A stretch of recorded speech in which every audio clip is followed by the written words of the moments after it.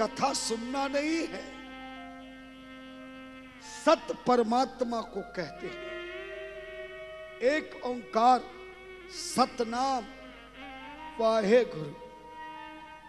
सत शब्द का अर्थ है परमात्मा और संग का अर्थ है सानिध्यता। जिसने उस ईश्वर की सानिध्यता को प्राप्त नहीं किया, वो जीवन में कितना भी धनवान बन जाए, आयुष्मान बन जाए, बलवान बन जाए, बुद्धिमान बन जाए, ज्ञानवान बन जाए, दुनिया का सबसे बड़ा पद प्राप्त कर ले, पर सत्संग के बिना ये मानव जीवन बिल्कुल अधूरा है। अच्छा, हम आपसे एक प्रश्न करेंगे, छोटा सा प्रश्न है। आप पढ़े लिखे लोग हैं और आपको हमारे प्रश्न का उत्तर देना है। एक 10वीं क्लास में एक विद्यार्थी पढ़ता था। उसने खूब पढ़ाई करी, परीक्षा की खूब तैयारी करी। परीक्षा के समय वो समय से जाकर हर विषयों के प्रश्नों का उत्तर दिया, हर परीक्षा में समय से पहुंचा। परीक्षा में जिस विषय का भी पेपर आया, हर प्रश्न का उत्तर सही ढंग से, अच्छी हैंडराइटिंग से सभी प्रश्नों का उत्तर दिया। पूरी परीक्षा दी, उत्तर सही दिया, समय से परीक्षा दी। आपसे पूछना चाहूंगा, जरा जोर से बताना, उस पढ़ने वाले विद्यार्थी को पास होना चाहिए कि फेल होना चाहिए? पास। परंतु दुर्भाग्य से वो फेल हो गया। आप में कितने लोग हैं जो हमें बता सके? नहीं, आप नहीं बताए। ये चित्तौड़गढ़ से हमारे शिष्य आए हैं, ये तो हमें खूब सुनते हैं, पर जो पहली बार कथा को सुन रहे हैं उनके पास कोई उत्तर नहीं होगा। इसलिए मैं इस प्रश्न का खुद ही उत्तर बता देता हूं। विद्यार्थी ने परीक्षा की पूर्ण तैयारी की, सही समय पर परीक्षा देने गया, हर विषय के प्रश्न पत्र के प्रत्येक प्रश्नों का सही उत्तर लिखा, सुंदर हैंडराइटिंग से लिखा, लेकिन दुर्भाग्य से वो फेल हो गया। और फेल इसलिए हुआ कि उसने हर प्रश्न पत्र की कॉपी में अपना रोल नंबर लिखना भूल गया।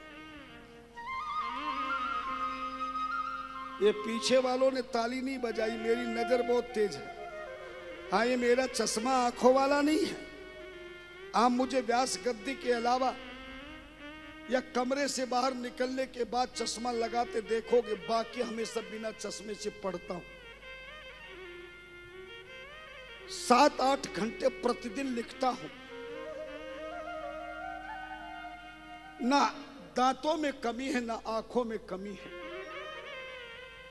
ना गले में कमी है, ना बुद्धि में कमी है, ना शरीर में कमी है। और ये सब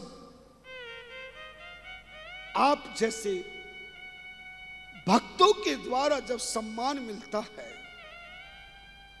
जीवन का उत्थान मिलता है, सच्चा ज्ञान मिलता है, तब जीवन को भान होता है। शरीर को आप स्वस्थ, मस्त, चुस्त, तंदुरुस्त, जबरदस्त बना सकते हैं। ये तुम्हारे हाथों में है, किसी डॉक्टर के हाथों में नहीं। जब नारायण सेवा संस्थान जैसी, दिव्यांग जैसे इस मानव शरीर को दौड़ाना शुरू कर देती है, जो जमीन पर घिसट कर चलने वाले को दौड़कर लगाना सिखा देती है, कंप्यूटर सिखाकर बुद्धिमान बना देती है, तो आप भी अपने इस मानव जीवन को स्वस्थ, मस्त, तंदुरुस्त, जबरदस्त बना सकते हैं। पर वही शरीर तंदुरुस्त जबरदस्त बनता है जिसकी जिंदगी में किसी प्रकार की टेंशन ना हो, चिंता ना हो। आज कई बार भक्त फोन करते, गुरुजी मैंने कई डॉक्टरों को दिखाया, खूब रिपोर्ट लगाई, पर कोई बीमारी हाथ नहीं आई। बीमारी शरीर में नहीं है, बीमारी को तुमने जबरदस्ती पाल रखा है। और ये चिंता, टेंशन ऐसी बीमारी है, एक अग्नि तो सामने जलती भी धुआं दिखाती है, पर चिंता जैसी अग्नि इस प्रकार से जलती है जैसे चीनी मिट्टी के बर्तनों को बनाने वाली भट्टी को जाकर देखना, अंदर अग्नि जल रही है। ईंट के भट्टों को देखना, अंदर पूरी अग्नि सुलग रही है पर दिखाई नहीं दे रही है। चिंता ज्वाला शरीर बन दावा लग लग जाए, प्रगट धुआं न देखिए उरी अंतर धुदकाय, उरी अंतर धुदकाय। जरे जो कांच की भट्टी, रक्त मांस जर जाए रहे पिंजर की ठट्टी। कहे गिरधर गिरविराय सुनो रे मेरे मिंता, वो नर ज्यादा कैसे जिंदा रहेंगे जिनको लग गई रात दिन की चिंता।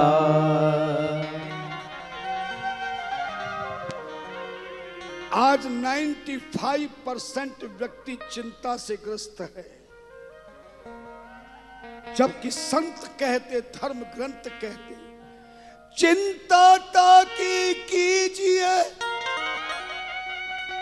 जो अनहोनी हो, जो मर्जी रघुनाथ की बात बनेगी। ओ यही सोई जो राम रचि राखा, हो यही सोई जो राम रचि राखा। हो यही सोई जो राम रचि राखा, हो यही सोई जो राम रचि राखा। को कर तरक बढ़ावन शाखा, को कर बढ़ावन शाखा। और ये चिंता भी उन्हीं लोगों को होती है, चिंता रोग उन्हीं को सताता जो सत्संग नहीं करते। जैसे किसी विद्यार्थी के द्वारा बढ़िया परीक्षा देने पर भी रोल नंबर न लिखने पर की गई मेहनत समाप्त हो जाती है, ऐसे ही सत्संग के बिना यह शरीर कितना भी ज्ञानवान हो, बुद्धिमान हो, यशस्वान हो, कीर्तिवान हो, तपस्वीवान हो, लेकिन बिना सत्संग के ये मानव जीवन बिल्कुल बेकार हो जाता है।